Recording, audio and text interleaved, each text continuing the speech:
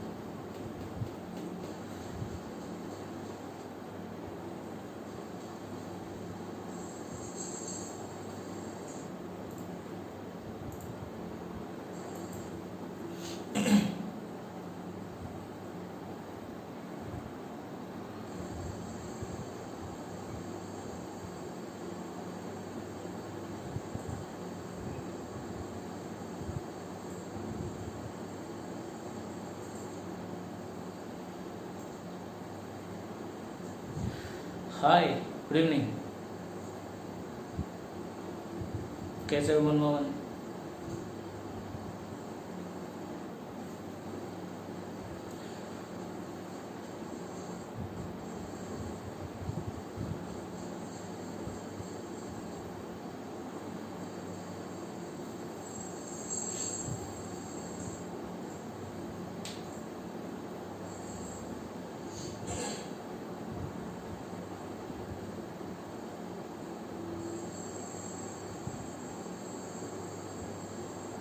I'm waiting for viewers, Manmohan.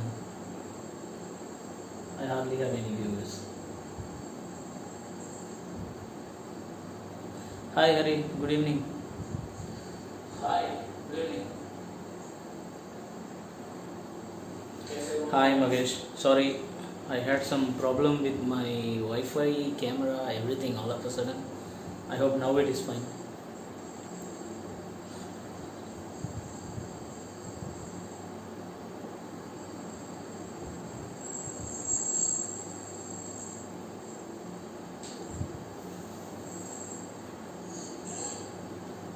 Hi Prashant.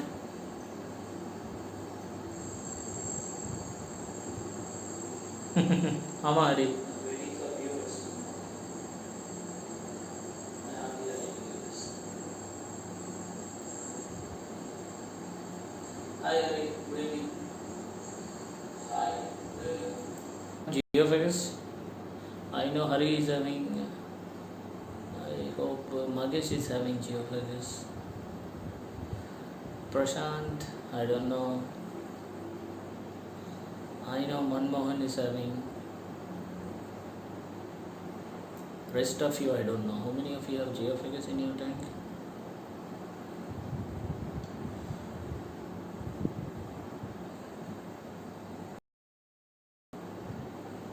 Okay.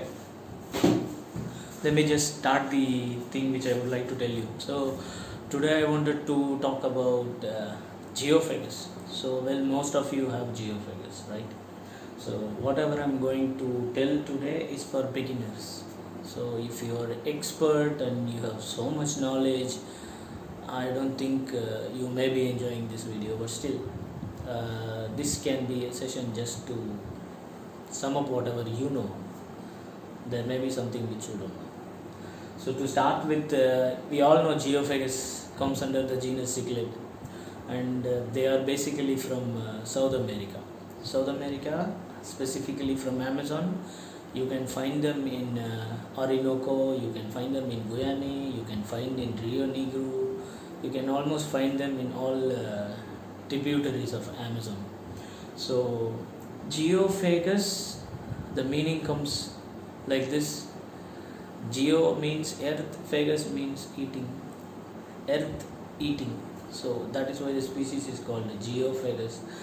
They got the name because they have the habit of searching food. small invertebrates and vertebrates that are found inside the soil. So you may find the fish always have the habit of digging the soil, always, right?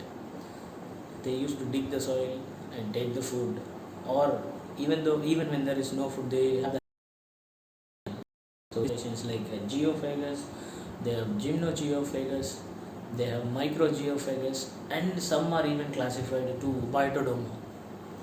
So as of now, there are around 31 Geophagus species. I am talking only about Geophagus, not Gymnogeophagus, Biotodomo or Microgeophagus. So there are 31 identified Geophagus species are there, and many are being identified still in wild. So if you guys are with me, just let me know in the comments, because I don't know how many of you are here. I'm not able to see how many viewers are watching it.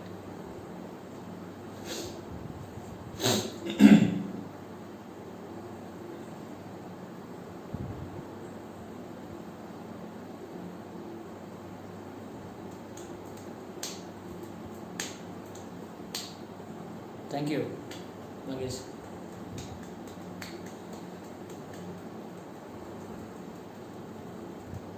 Okay, so next is Geophagus. I told you what is the classification, where they come from, how many types are there, what are the different classifications. So as a beginner, if you want to keep Geophagus, I would recommend you to go for a tank not less than 4 feet. Let it be any Geophagus species, but to start with, I am saying only for Geophagus that will grow a bit smaller, somewhere between 10 or 12 inches. But there are Geophagus that will grow even bigger, like if you have Altifrons, it is going to grow more than 12 inches. But if you are going for any other small Geophagus, even Gymnogeophagus or Microgeophagus or Biotodomo, I prefer you to go for a tank size not less than 4 feet, that is 120 centimeter. Make sure you have fine sandy bottom. The sand should be as fine as possible, because as I told you in the beginning, the fish have the habit of digging the soil. So they have the habit of taking the soil and chewing it and letting it out through the gills. So if your soil is going to be very sharp or very hard, make sure that will surely hit the gills of the fish and your fish will get infected. So always better to go for sand that are very fine, not sharp. And don't ever keep this species in a bare bottom tank. This species will go mad if you don't have sand in the tank, because they have the habit of digging sand and they will always do it. So don't ever keep this fish without fine sandy bottom. So if you want to keep Geophagus, the main important thing is sand. And for decoration of the tank, you can use some driftwoods. Plants I will not suggest, because they may kick it out anytime. You cannot keep Geophagus with plants. Yes, some used to keep them, but when they try to spawn or when they start to pair up, I am sure they are going to take everything out, because Geophagus are basically substrate spawner, and they will also spawn on driftwood, rocks or something like that. So make sure you have a tank size not less than 4 feet, but if you are having a tank that is more than 4 feet, it's going to be better. So make sure you have the tank size based on what type of Geophagus you have. Even the smallest species like Balsani, if they pair, they will take at least 3 feet in your tank, because when they are spawning and when they are babies and when they are guarding, your tank is more than 4 feet, irrespective of what Geophagus you have, like Gymnogeophagus or Geophagus or Satanoperca or Biotodomo, whatever you have. Make sure you have a tank not less than 4 feet. And I told you the decoration part, and I told you what type of sand you need. Since these fish have the I always feed my fishes with sinking food. Sinking foods are always the best, because the floating food, I don't know exactly, but there are some problems if you are using floating food, because along with the food, the fish will also help some it. So that is no. So make sure you have a sinking food. And eats very fast. And if you want to keep any other fish along with Geophagus, make sure you have a species that also eats very fast like this Geophagus, because if you are having anything that is going to eat slow, make sure the fish is not going to get any food. All the Geophagus will be eating like anything. I prefer not to keep it with the discus, because as I said, discus are finky eaters. They eat very slow, but these guys, they feast on whatever you feed, and within minutes it will be gone. So make sure you give them a separate tank. And even angels can be a good companion for Geophagus. They do not do anything harm. And you can keep some fine placos, any L series placos. They are very good with L series placos, so you can keep them in the same time. And coming to the breeding part, the Geophagus are basically mouth brooders. They are not technically mouth brooders. They lay eggs on a flat substrate. After 3 or 4 days, once the eggs fry started coming out to swim, they have the habit of taking it in the mouth. Both male and female will take care of a batch of fries among them. So once your fish is finding a spawning site, I will recommend, if it is a community tank, better move the parents to a separate tank so that you can save all the babies. If it is in a community tank, then it is going to be a huge trouble. So once you find you have a pair and the pair is going to lay eggs, make sure you move them to a tank. And again, the tank should not be less than 4 feet, because you may think it is a confirmed pair, so you are moving it to a smaller tank, but don't do it. At least try to have a tank 3 feet or above. Anything less than 3 feet is of no use for you.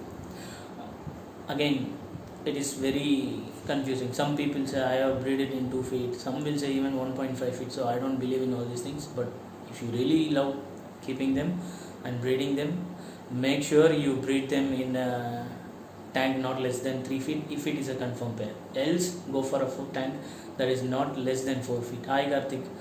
So don't go for a tank that is less than 3 feet if you have a confirmed pair. And after 4 or 5 days, you can see fries started swimming freely. And once the fry starts to swim free, you can see some will be with male and some will be with female. They tend to have, they are biparental, so they take care of the fry different batches. And there are Geophagus that do not hold the fry in mouth, or a mouth brooder actually. Like you have Geophagus eprogenesis and you have Braziliensis. These people, they lay eggs and they hatch eggs. So I have a handful of experience with these two Geophagus, and I also have bred wine Mallory, Surinamensis. I had Gymnogeophagus balsani. I also have this Geophagus stedichineri, stindacnere. I don't know the actual pronunciation. Different people have different pronunciation. So I had this. So babies after 5 days, they will be very swimming free, and you can feed them at least for 18 days. It's not necessary for you to feed, because the fry will be carrying yolk, so it is not necessary. 21 days I mean. And make sure you have ample of fresh water for babies and also for the Geophagus, because Geophagus needs fresh water. And make sure your pH should not be more than 7 or 8. 8 is even more. 6 to 7 is okay. And TDS should be very soft if you are planning to keep them and breed them, because naturally they have the TDS somewhere between 60 to 1. And the TDS should be soft, somewhere between 7, and your hardness not be more than 120, 200, okay, but not more than that. But I have seen personally people keeping them. I have seen people keeping them in high TDS. I have seen people breeding them in high TDS. There is a farm in Thuthukudi that is basically for cichlids, where they breed this Geophagus in their water, where the TDS is not less than 800 to 1000. But the species seems to be surviving very fine, but I hope it will be better if you are keeping them in a TDS somewhere between 100 to 150, 200, and pH not more than 6 or 7. Edison, I have some network issue, I hope. In between, if you are not able to hear, I am really very sorry. It is because of the network. And I hope you guys can hear me. Hello.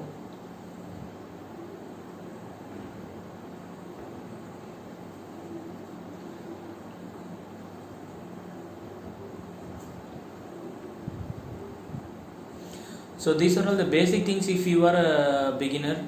If you have any other question related to Geophagus, yes, you can ask me. I will be happy to help you.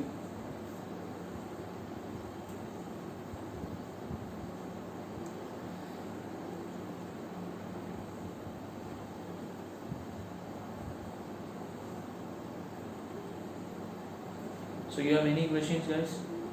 I hope I have covered anything that is very basic for a beginner to keep Geophagus. If you want me to answer you something, yes, you can very well ask me.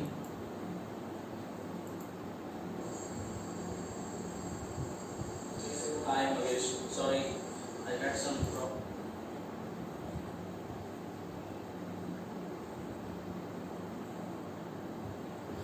Karthik, what specifically you want to know about Geophagus savini? Because the parameter, tank requirement, breeding behavior is almost same for all these Geophagus. So if you want anything specifically, let me know. And I feel it is impossible. The normal and easy will get two pair. Edison, I have already told Geophagus needs fine sandy bottom. They appreciate just the fine sandy bottom tank also. If you want to decorate it, yes, you can very well use some driftwoods, because plants are not going to work for longer time. They will be thrown out. So driftwood you can use, fine sandy bottom, and good companions like you can keep some other fishes that will eat very fast like angels, corridoras, some other small Geophagus and other things. So this is the best way. The fish appreciates a sandy bottom tank with some driftwood. You does not need to care about any other decoration for your tank. Yeah, Karthik.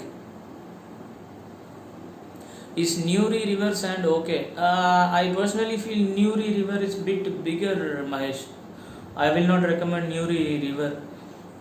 We have a sand that is quite fine brown in color, soft, and we use it in our breeding tank. We almost use in every South American tank to 60 rupees or 65 rupees plus shipping will be there. So 1 kg will be 65 rupees. It is more than enough if you want to keep a Geophagus. They need a fine sandy bottom tank, that's it. And a layer of 1 inch is more than enough. Karthik, I will tell you one thing, live feeding is necessary for breeding. If you ask me, I will say yes, because even though we are giving food that have everything as they mentioned, right, vitamins are there, protein is this and that, I always feel live feed will always have a better result, because whatever nutrition that your fish is going to get is instant and fresh. There is a huge difference between food that is stored for a longer time or food that are processed, right? Can or something, right? So live feed is not compulsory. Along with your food, you can give live feed as a treat. Don't always feed your fish live feed, because if your live feed, like even say bloodworms, they have the bloodworm. If not, you can go for branded products like Kuyanu is having a lot of frozen bloodworms, right? So you keep bloodworm as a treat. If you want to give your fish live feed, make sure you culture them. You can give them a lot of cultured bloodworms. You get some roaches, you get mealworms, you get grindle worms. You can culture all these things if you want. That is a better way to be sure that whatever live food you are giving to your fish is not having any kind of parasite. So always that is another one best way if you want to give your fish live feed for a longer time. Anything else?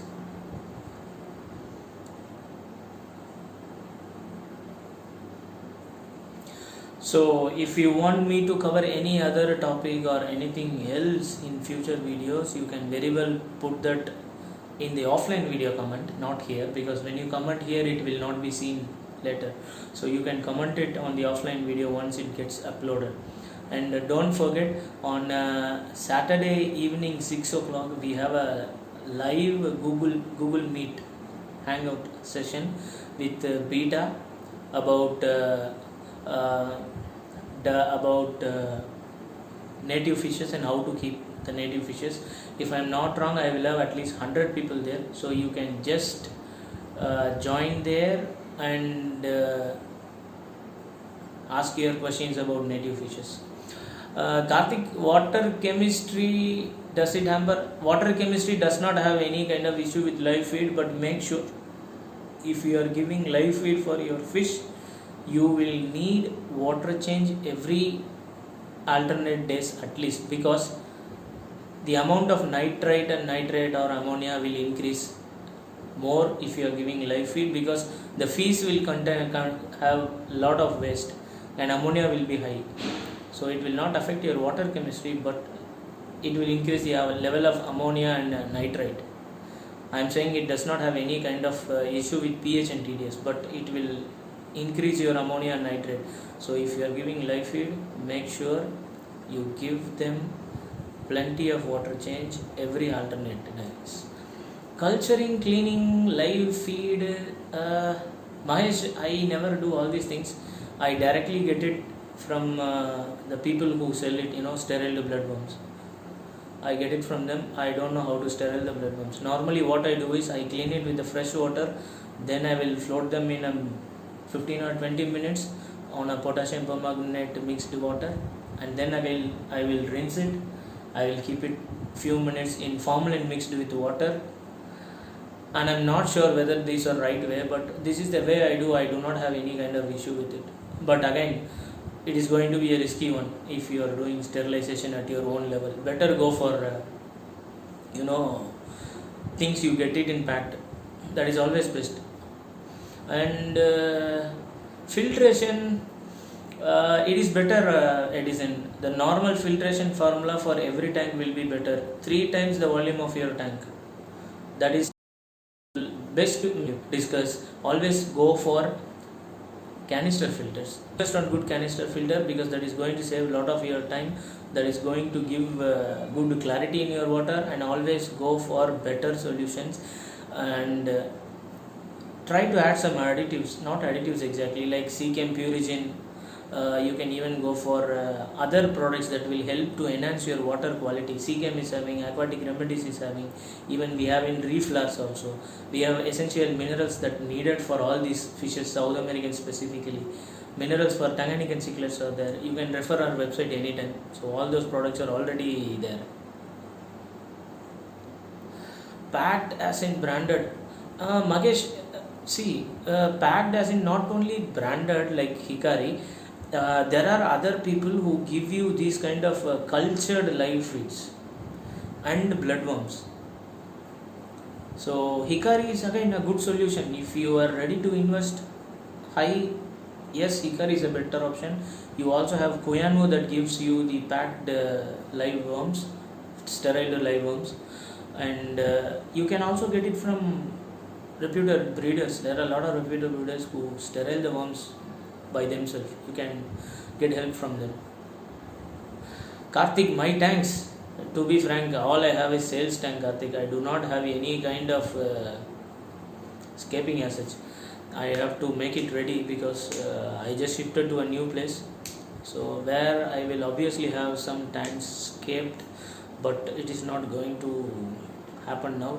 As you know, everything is locked, so I am really getting hard time to get into the farm. So maybe yes, I will have a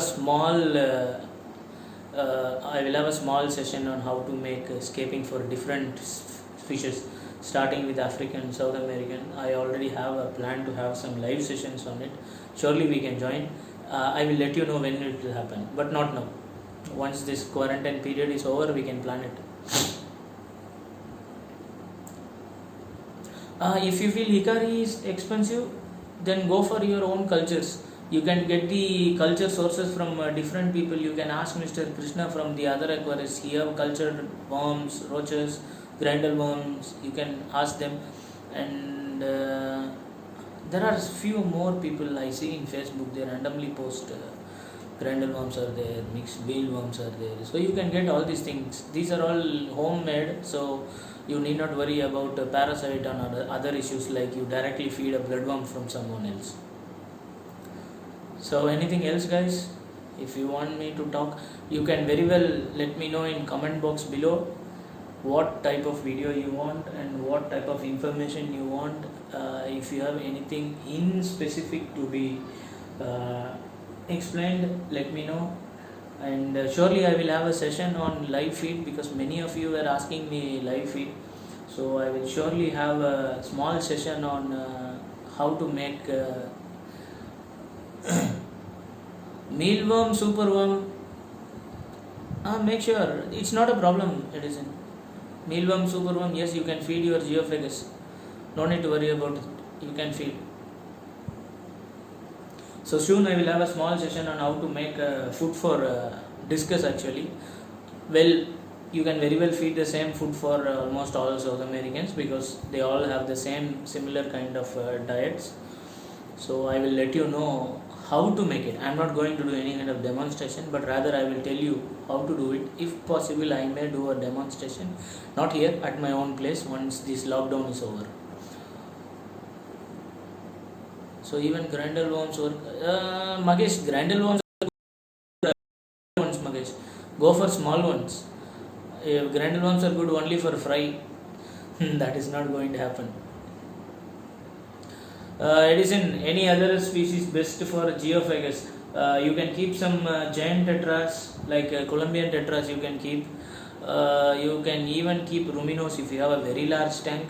They are not going to do anything. And you can keep some corridoras.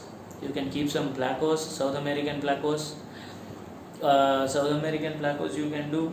And you can keep angels. You can keep sivrams. You can keep discus again with the Geophagus, but only problem keeping discus is they will not be able to eat anything, because your Geophagus will feast everything within the second. Yeah, Congo tetras are basically not from South America, if I am not wrong, so I would not prefer Congo tetras. But I have seen people keeping them together, but I don't prefer keeping them. Don't keep Congos. Deworming, I will tell you, surely, Karthik. Prasad, every food is good food. There is nothing called whether a food is good or bad. Since I vouch you on Terra is made from all natural food, specifically for that fish. We have different food for different fish. The name of the fish and the diet of the fish is specifically made for that particular species. Like if you are taking Terra's beta food, the main source of food for beta is from mosquito. So the food is made of mosquito larvae for beta. So likewise, these South Americans' major diet is from vertebrates and invertebrates, which are very small, like small insects, small shrimps and all these things. So the food's main contents and main protein is coming from the original source. So Terra is having these things. There are a lot of other products, like if you are going for Hikari, they also have good products. Only thing I can give you confirmation about Terra is manufactured at different places and it is imported to India and repacked and sold by a good friend of mine. So I know the content, what it is, how good it is, because there are companies that will blindly tell you protein. If fish is happy with the food, then it is a good food, simple. So there is, if you ask me, as I said, no food is bad food, everything is good. It depends on your budget, it depends on what you are going to feed. And if you feel the food is not good and your fish is not good, yes, you have the option to shift to some other company, some other brand, but make sure always stick to a single diet. If your fish feeding on Hikari and you feel happy with it, then don't jump to some other brand thinking Northfin could increase this, Terra could increase that. Don't do that. Keep the fish on the same food right from the time they come to you until the time they die. Never try to have different foods, but you can give different diets. There are two different things. I am not asking you to try two different food, but you can give different diet in the sense, one day you give them a food. If you feel they are feeling bored, or you may feel bored, you go for live feeds like sterile bloodworms, mealworms or something like that. But never try to put two different company foods, because The percentage, the ratio, the contents, whatever they are giving is not going to be same. Every company have their own unique formula, and they are going to give. But your fish stomach is different. It is not going to accept the same formula, different formulas. So better stick to one single food. Let it be any company food, let it be any food. Stick only to that food. Don't give different diet. It is who you think, right? If I tell you in Tamil, நம்ம தான் யோசிக்கணும் மீனுக்கு அந்த food பிடிக்கலன்னு. Fish never tells you that I don't like this food, give me some other food. So we feel it. Our instinct says I want to change this food because my fish don't like, but your fish never says it. So make sure you select one food and stick to that one food. And if you feel bored feeding the same thing again and again for your fish, go for a different diet. Go for shrimps. Get the live shrimps from the market. Clean it. Take the nerve from the body. The central black color, there will be something like a nerve. You take that, clean it. You can feed fresh shrimps. If you have some other fish, you can give them small shrimps from the rivers also. You know, the river shrimps that will be very small. You can feed that also, but clean them properly and then feed it. You can give them mealworm. You can give them bloodworms. So you can have different options like this instead of having different company food, brand foods. So stick to one single brand. Anything else?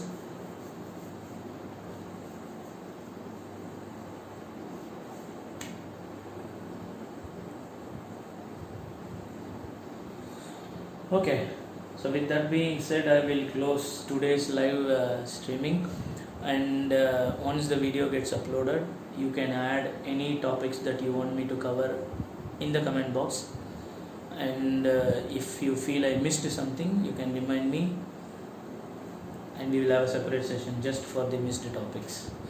So stay safe, stay home, don't go out unless it is necessary. Always have your mask, keep a sanitizer in your hand, have some glove. So be safe, stay happy. I will close the session. Bye bye.